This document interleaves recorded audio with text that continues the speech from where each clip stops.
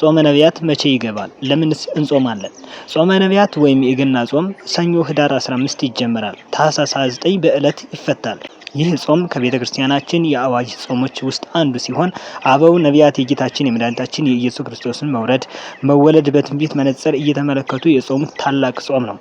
ዛሬ እኛ ክርስቲያኖች የአባቶቻችንን ፈለግ ተከትለን በጾምና በጸሎት ወቅቱን በማሳለፍ ኢየሱስ ክርስቶስ ራሱን ዝቅ አድርጎ ወደ ዓለም መምጣቱንና የዓለም ቤዛ መሆኑን የምናስብበት ነው።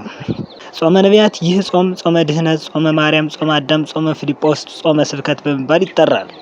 ጾመ ድህነት የተባለበት ምክንያት መርገመ ስጋ መርገመ ነፍስ የአዳም ዕዳ በደል ጠፍቶ ድህነት ስለተገኘበት ነው። ጾመ ማርያም የተባለበት ምክንያት ንጽሕተ ንጹሐን ቅድስተ ቅዱሳን እመቤታችን ቅድስት ድንግል ማርያም ጌታን በማህፀኔ ተሸክሜ ልጾም ልጸልይ ይገባል ብላ ለ40 ቀን እስከ ጌታችንና መድኃኒታችን ኢየሱስ ክርስቶስ ልደት ድረስ የጾመችው ጾም ስለሆነ ይህ ስያሜ ተሰጥቶታል ወይም ጾመ ማርያም ተብሏል።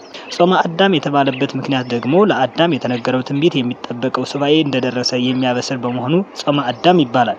አዳም ቢበድልም ንስሐ ገብቶ በማልቀሱ ከልጅ ልጅ ተወልጄ አድንሃለሁ ብሎ የተነገረው ተስፋ መድረሱን ምስጢረ ስጋዌ እውን ሊሆን መቃረቡን የሚያስረዳ ጾም ነው።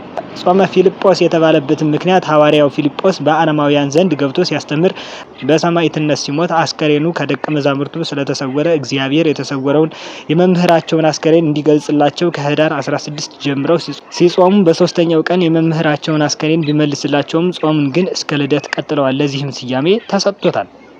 ጾመ ስብከት የተባለበትን ምክንያት የወልደ እግዚአብሔር ሰው መሆን ያስተማሩበት የሰው ልጆች ተስፋ የተመሰከረበት የምስራቹ የተነገረበት ስለሆነም ጾመ ስብከት ይባላል። ጾሙን የኃጢአታችን መደምሰሻ መንግስተ ሰማያትን መውረሻ አድርግልን። የቅዱሳን ነቢያት አባቶቻችንን በረከት በሁላችንም ላይ ያሳድርብን። ወስብሐት ለእግዚአብሔር ወለወላዲቱ ድንግል ወለመስቀሉ ክቡር።